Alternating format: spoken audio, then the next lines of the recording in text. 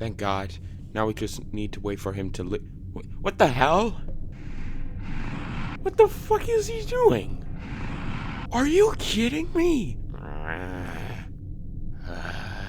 Alright, looks like we're gonna be here for a while. Might as well start recording.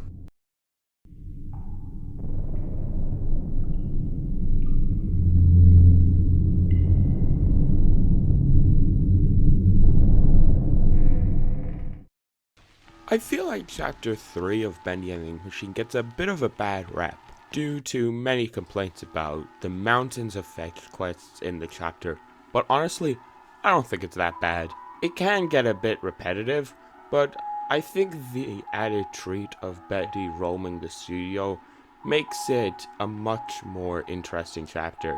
Although, I could be a bit biased, seeming as Chapter 3 is actually my personal favorite chapter, mostly because of the abundance of secrets in the chapter, like being able to use the Tommy gun, the giant searcher boss fight, the secret tape from Henry, and loads more. This chapter also introduces a bunch of new stuff to the story, like a bunch of new characters, the aforementioned free-roaming Bendy mechanic, and the first look at the cartoons from the studio, the feature itself being Tombstone Picnic, which is the subject of today's video. Clips of Tombstone Picnic can be seen on projectors in the projectionist domain.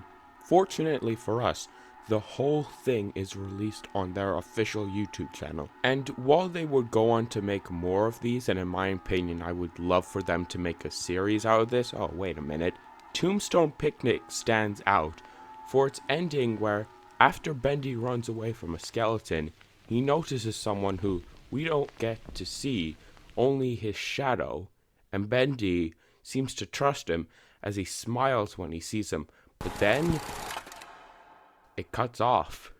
So the only question now is, who was that guy, and why did it cut off? Well, first off, whoever this is must be a human given the shadow's physique. But why is there a regular man in this cartoon? Well, perhaps this is one of the creators. But who would it be? Well, what about Joey Drew? He of all people would insert himself to an episode. He has the ego to do it, and it would definitely help his brand. But why did it cut off? Why did it cut out before we could see them? Because it isn't Joey, it's Henry. I believe Henry is our mysterious man here, but why is it him? Well, Henry did have a major hand in the early years of Joey Drew Studios, but why do I say that it's him because of the film cutting?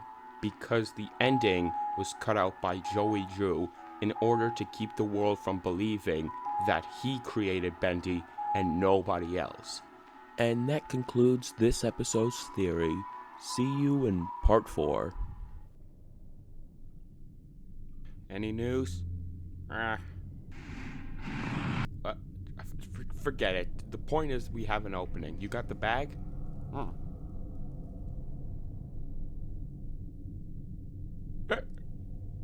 You dropped it, didn't you? I am going to lose my actual shit.